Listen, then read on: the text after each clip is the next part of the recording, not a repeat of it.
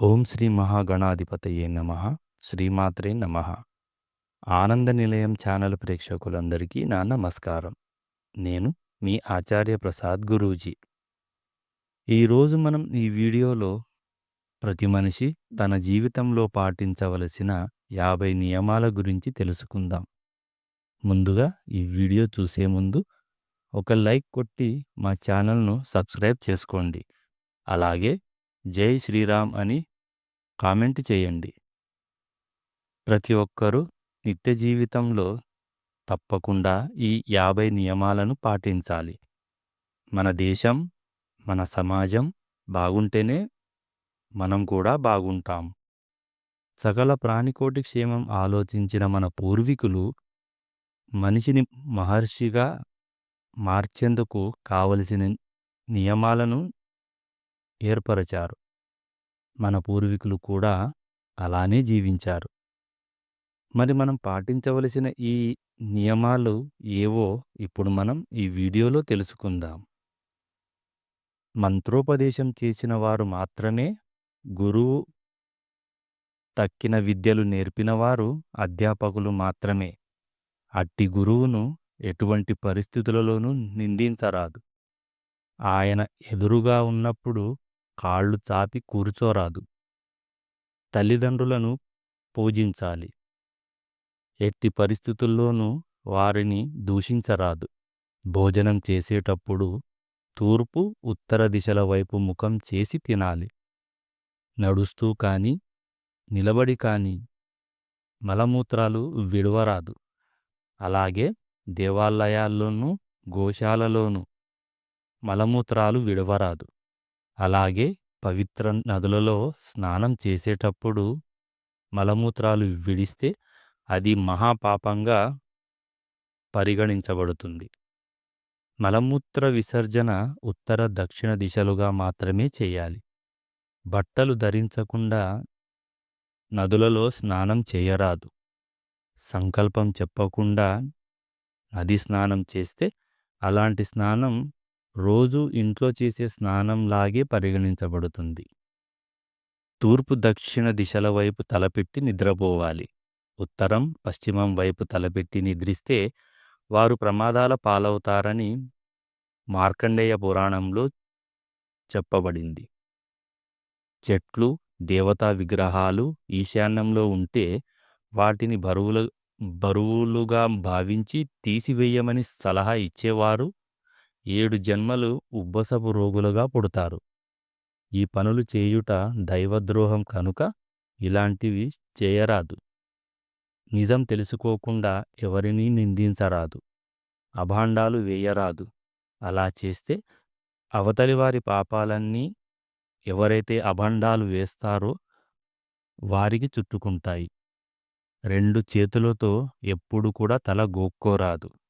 తలకి నూనె రాసుకొని ఆ చేతులతో పాదాలకు ఆ నూనె జిడ్డు పులమరాదు. చతుర్దశి, అష్టమి రోజుల్లో తలంటి స్నానం చేయకూడదు. అలాగే స్త్రీ సంగమం కూడా చేయరాదు.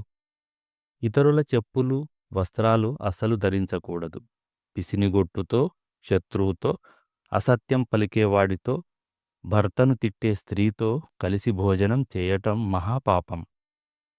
పురాణాలు చెప్పే వ్యక్తి సర్వోత్తముడు. అటువంటి వారిని ఎన్నడూ నిందించరాదు. స్నానం చేయకుండా అన్నం వండరాదు. అలా వండిన అన్నం తినరాదు. అలాగే నోటితో అగ్నిని ఆర్పరాదు. ధర్మబద్ధమైనది ఏదైనా ఇమ్మని గురువు కోరితే అటువంటి గురువును ప్రతి పరిస్థితుల్లోనూ అసహించుకోరాదు. 10,000 యజ్ఞాల ఫలితం కూడా ఈ ఒక్క కార్యంతో నశించిపోతుంది. కనుక గురు ధిక్కారం పనికిరాదు. పుణ్యకార్యాల్లో జొన్నలు, వెల్లుల్లి, ఉల్లి, చద్ది పదార్థాలు తినరాదు. అలాగే ఉపయోగించరాదు కూడా. ఎట్టి పరిస్థితుల్లోనూ ఆత్మహత్య చేసుకోరాదు. అలా ఆత్మహత్య చేసుకున్నవారు కొన్ని వేల జన్మలు పిశాచ జన్మలెత్తి వికలాంగులై పుడతారు. తడిసిన బట్టల నీళ్లు ఇతరులపై పడేట్లు విదిలించరాదు. భుజాల మీదుగా వస్త్రం లేకుండా దైవపూజ చేయరాదు.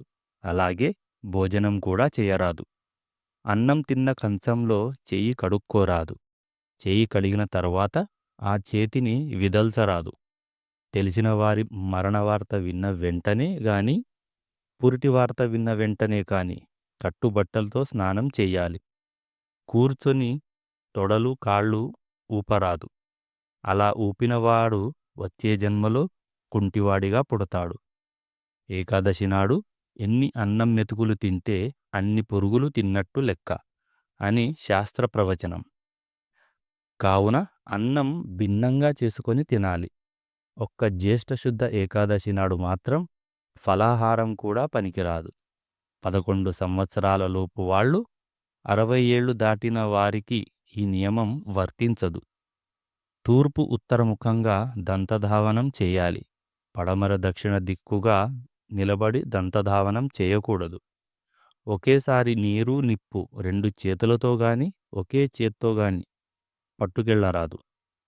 నిద్రపోతున్న వారిని అనవసరంగా లేపుట, పురాణ కథలు జరుగుతున్న చోట విఘ్నం కలుగజేయుట, భార్యాభర్తలను విడదీయుట, తల్లిని బిడ్డని విడదీయుట ఇవన్నీ బ్రహ్మహత్యా పాతకంలో సమానం. వేళాపాళా లేకుండా నిద్రించే వారి విషయంలో ఇది వర్తించదు. చిన్నపిల్లల్ని చూడడానికి వెళ్ళేటప్పుడు, అనారోగ్యవంతుల దగ్గరికి వెళ్ళేటప్పుడు, గుడికి వెళ్ళేటప్పుడు, గురువుగారి దర్శనానికి వెళ్ళేటప్పుడు, పురాణం వినటానికి వెళ్ళేటప్పుడు వట్టి చేతులతో వెళ్ళరాదు. ఏదో ఒకటి సమర్పించుకోవాలి. ఎంగిలి నోటితో గురువుగారిని మాట్లాడరాదు. ఎంగిలి చేత్తో ఏ పదార్థాన్ని చూపించరాదు. పురాణాలను దానం చేస్తే గొప్ప విద్యావేత్తలు అవుతారు. గొడుగు చెప్పులు కలిపి కాని గోవుని కాని దానం చేస్తే భయంకర యమమార్గం సులభంగా దాటగలరు.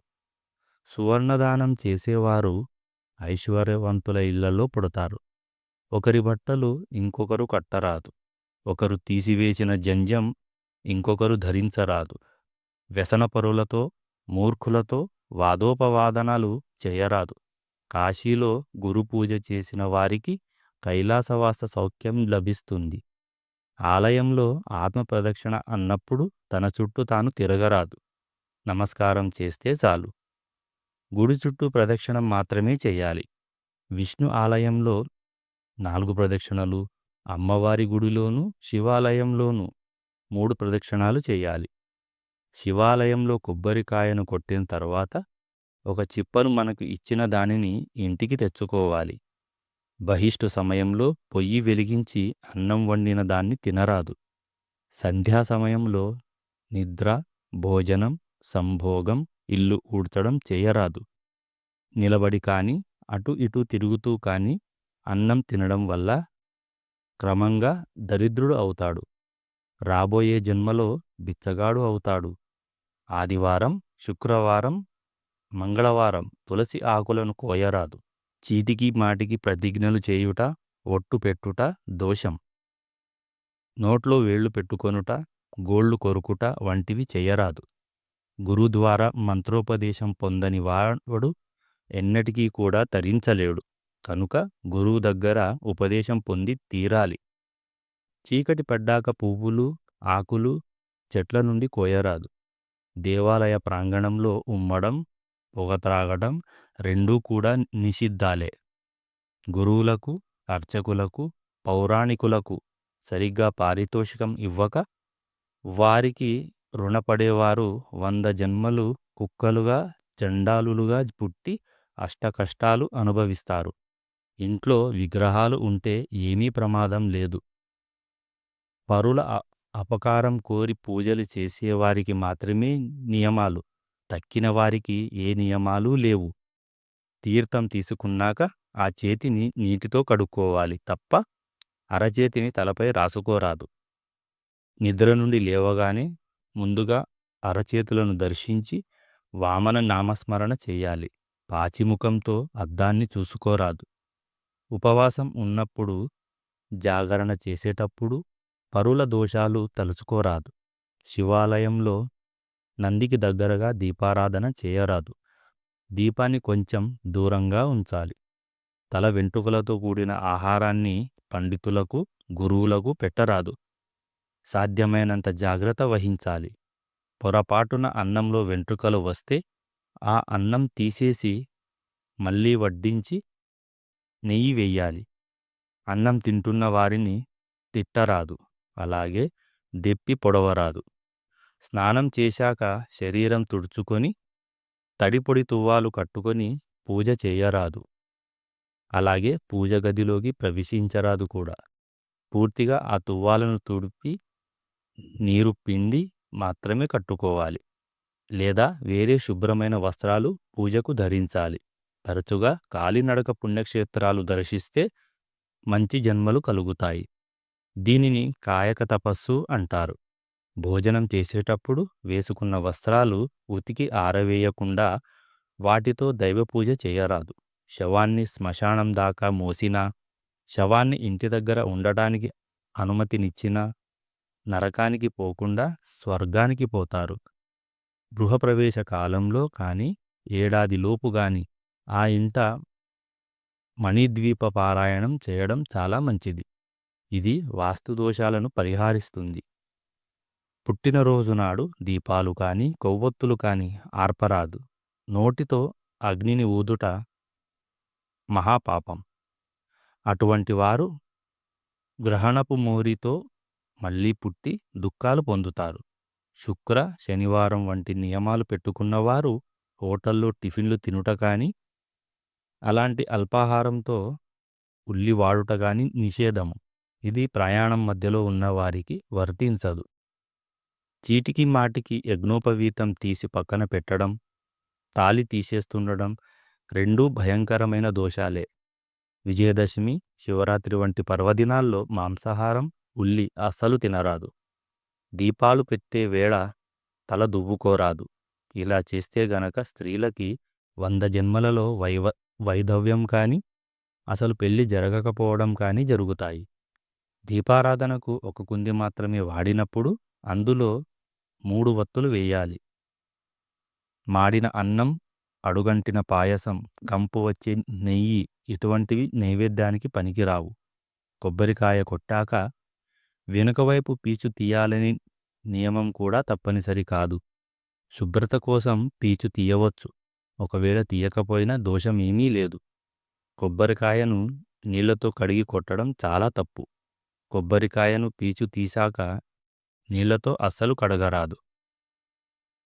క్రూరుడు, దుష్టుడు కాని మగానితో తాళి కట్టించుకున్న భార్య కాపురం చేయక ఆయన్ని ఏడిపించడం, ఆయన చెప్పిన మాట వినకపోవడం, తాళి తీసి భర్త చేతిలో పెట్టడం అస్సలు చేయరాదు. ఇలా చేసిన స్త్రీకి 100 జన్మలలో వైధవ్యం కానీ అస్సలు పెళ్లి కాకపోవడం కానీ జరుగుతోంది. గురువుగారి బట్టలు ఉతికి ఆరవేసిన వారికి 3 జన్మల పాపాలు తొలగిపోతాయి.